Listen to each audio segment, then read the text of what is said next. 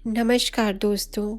आज की कथा के माध्यम से हम जानेंगे कि यदि हम सच्चे मन से भगवान की सेवा करेंगे तो भगवान हमें दर्शन देने पर मजबूर हो जाएंगे। दोस्तों, एक गरीब बालक था जो कि अनाथ था।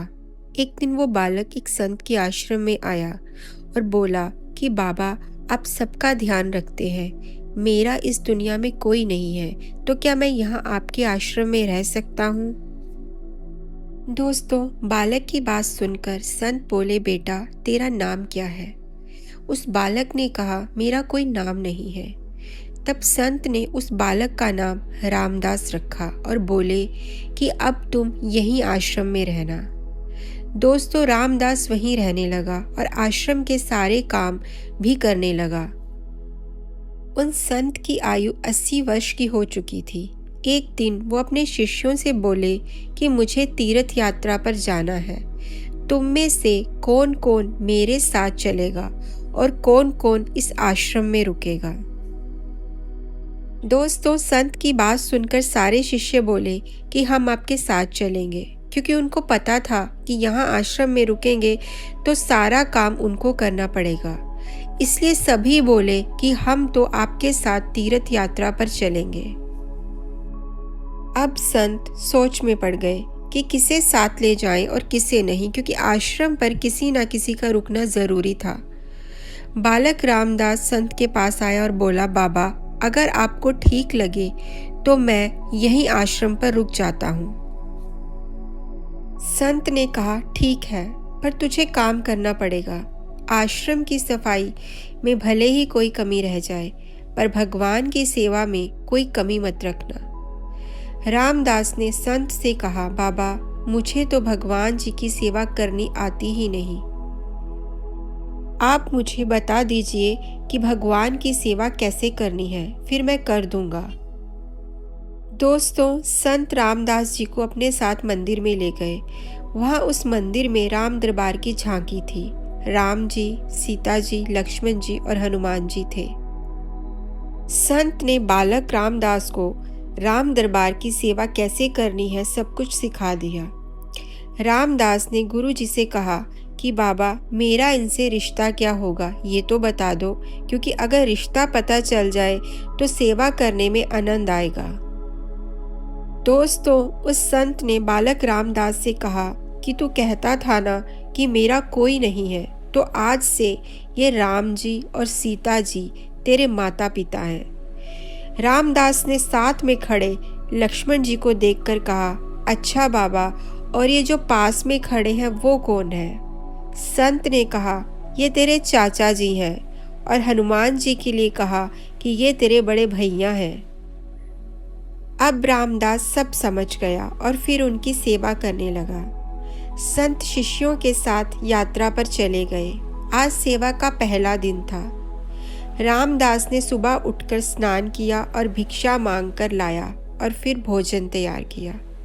फिर भगवान को भोग लगाने के लिए मंदिर में आया। रामदास ने श्री राम, सीता, लक्ष्मण और हनुमान जी के आगे एक एक थाली रख दी और बोला, अब पहले आप खाओ, फिर मैं भी खाऊंगा। रामदास को लगा कि सच में भगवान बैठकर खाएंगे, पर बहुत देर हो गई।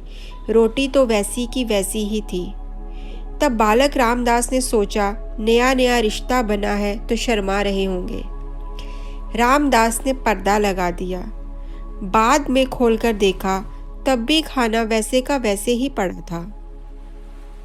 दोस्तों, अब तो रामदास रोने लगा कि मुझसे सेवा में कोई गलती हो गई, इसलिए खाना नहीं खा रहे हैं, और ये नहीं खाएंगे तो मैं भी नहीं खाऊंगा और मैं भूख से मर जाऊंगा, इसलिए मैं तो अब पहाड़ से कूदकर ही मर जाऊंगा। रामदास मरने के लिए निकल जाता है। तब भगवान राम जी हनुमान जी को कहते हैं, हनुमान जाओ उस बालक को लेकर आओ और बालक से कहो कि हम खाना खाने के लिए तैयार हैं। दोस्तों, हनुमान जी जाते हैं और रामदास कूदने ही वाला होता है कि हनुमान जी पीछे से पकड़ लेते हैं और बोलते हैं, क्या कर रहे हो? रामदास कहता है, आप कौन हैं? हनुमान जी कहते हैं, मैं तेरा भैया हूँ। इतनी जल्दी भूल गए? तभी रामदास बोलता है, अब आए हो इतनी देर से? वहाँ बोल रहा था कि खाना खा लो, तब आए नहीं, अब क्यों आ गए? दोस्तों, हनुमान जी उत्तर देते हैं, पिताश्री का आदेश है, अब हम सब साथ बैठकर खाना खाएंगे। फिर राम जी, सीता जी, लक्ष्मण जी, हनुमान जी साक्षात बैठकर भोजन करते हैं। इसी तरह रामदास रोज उनकी सेवा करता और भोजन करता। दोस्तों, सेवा करते 15 दिन हो गए। एक दिन रामदास ने सोचा कि कोई भी माँ बाप हो, वो घर में काम तो करते ही हैं, पर मेरे माँ बाप तो कोई काम नहीं करते, सारा दिन खाते रहते हैं। मैं ऐसा नहीं चलने दूंगा। रामदास मंदिर जाता है और कहता है, पिताजी, कुछ बात करनी है आपसे। राम जी कहते हैं, बोलो बेटा, क्या बात है? रामदास कहता है कि अब से मैं अकेले काम नहीं करूँगा, आप सबको भी काम करना पड़ेगा। आप तो बस सारा दिन खाते रहते हो और मैं काम करता रहता हूँ। अब से ऐसा नहीं होगा। दोस्तों, राम जी कहते हैं, तो फिर बताओ बेटा, हमें क्या करना है? रामदास ने कहा, माता सीता जी अब से रसोई आपके हवाले, और चाचा लक्ष्मण जी आप सब्जी तोड़कर लाओगे, और भैया हनुमान जी आप लकड़ियाँ लेकर आओगे। पिता राम जी आप पत्तल बनाओगे। तो सबने सुनकर रामदास को उत्तर दिया कि ठीक है। दोस्तों, अब सभी साथ मिलकर काम करते हुए एक परिवार की तरह सब साथ रहने लगे।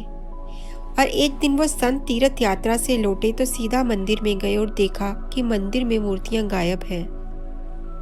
संत ने रामदास को बुलाया और पूछा, भगवान कहाँ गए?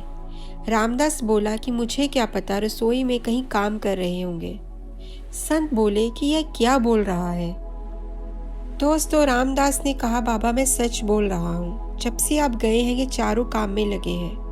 वो संत भागकर रसोई में गए और सिर्फ एक झलक देखी कि सीता जी भोजन बना रही हैं, राम जी पत्तल बना रहे हैं, और फिर वो गायब हो गए और मंदिर में विराजमान हो गए।